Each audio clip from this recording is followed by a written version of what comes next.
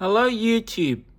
I wanted to make a follow-up video about the Audio Adventures console because I think my closing remarks to the video sold it short and didn't necessarily do it justice. I think the Audio Adventures console could really revolutionize screen-free electronic gaming. As many of you know, there's been a lot of talk in the media about exposure to screens and the amount of screen time people have, especially children. I'm not really sure which side of the fence I come down on that topic, but there's been a lot of talk about the effect that screen time has on people's health. And there's been discussion that suggests that a lot of people, especially children, have far too much screen time. I mean, this is a conversation that goes back decades. It's nothing really new, but it's probably more prevalent now that we all have mobile phones and we all use social media, etc.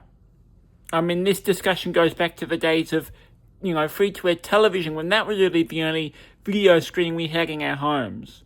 And then video games came along.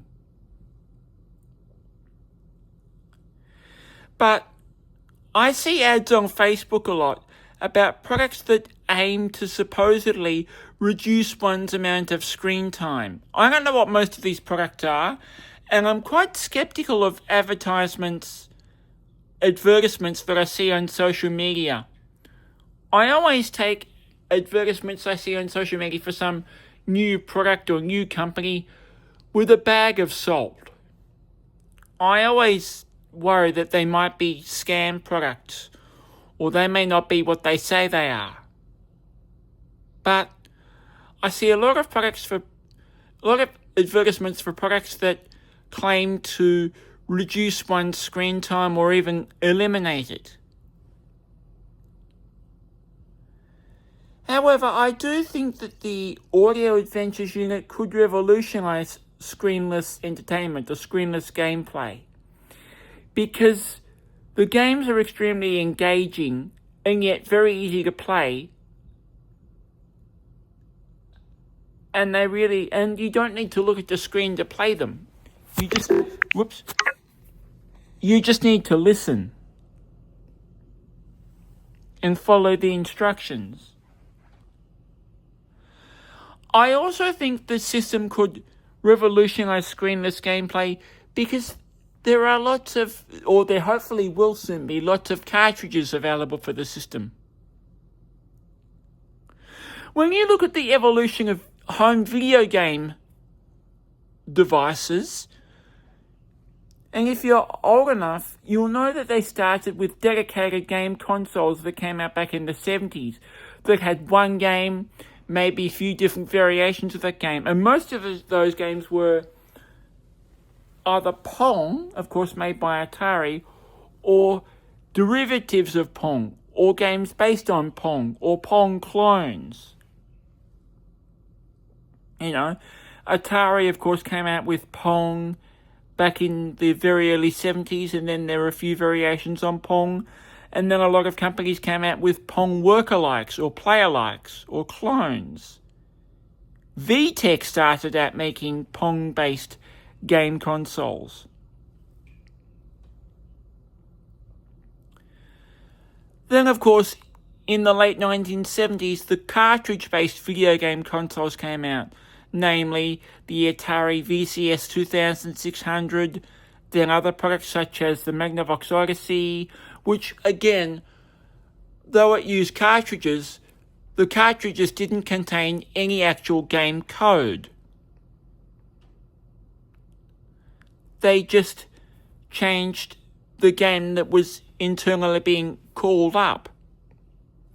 But then you have products like the Intellivision and the ColecoVision, and then latterly the NES and the Sega Master System. And once the cartridge consoles came out, really that was the end for the dedicated consoles for a little while. They couldn't keep up, they couldn't compete, especially with the likes of the NES.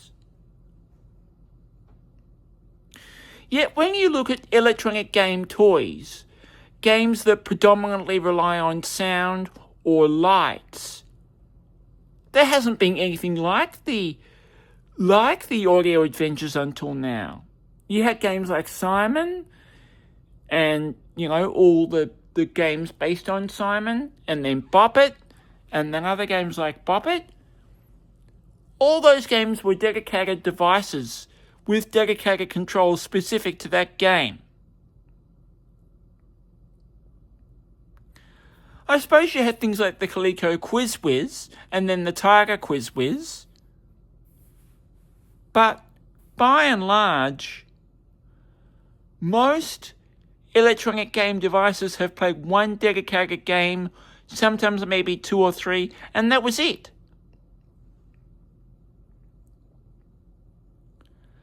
Then, of course, you've got handheld video games. It started with things like the Game & Watch, and then there were various clones of the Game & Watch, and Tiger came out with their LCD games, which were popular back in the 80s and 90s.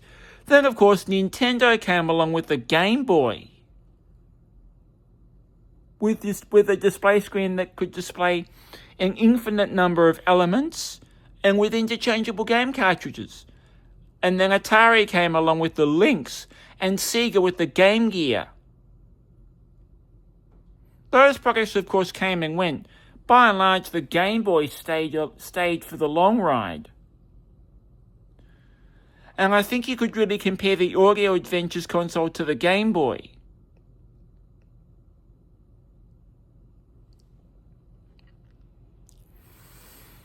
And I just think that, really, the Audio Adventures presents a whole new level of electronic mobile gaming that hasn't been seen before in the audio gaming space.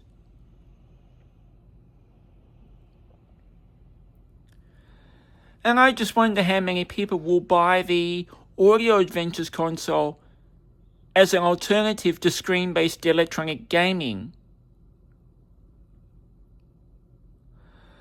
I should also say that Lee McGeorge, the developer of the Audio Adventures platform, is looking for third-party game developers. The console isn't open source, but he wants other people to develop games for it. He's created his own programming environment. I believe it's called Tapcode or Tapcoder. And he wants other people to develop game software for the system. You can go to the Truman Toys and Games website and find out information about how he wants to develop games for the system and build up a library of games from third-party developers. He has very ambitious plans for the system, I think. It's obviously still very much in its infancy, but the platform could grow and mature if it does well. Any video game platform or any game platform lives or dies by its games. And I hope that Audio Adventures will succeed and thrive in the long term, and that more people will buy into the platform and will buy games for it, and then other people will come along and develop new games. So if you're interested in programming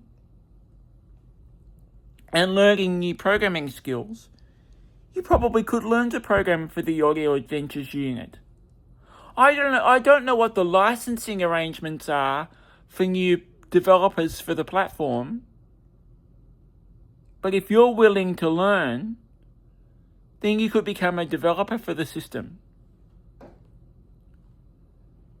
If you have any questions, address them to Lee McGeorge. There is a contact form on the Truman Toys and Games website.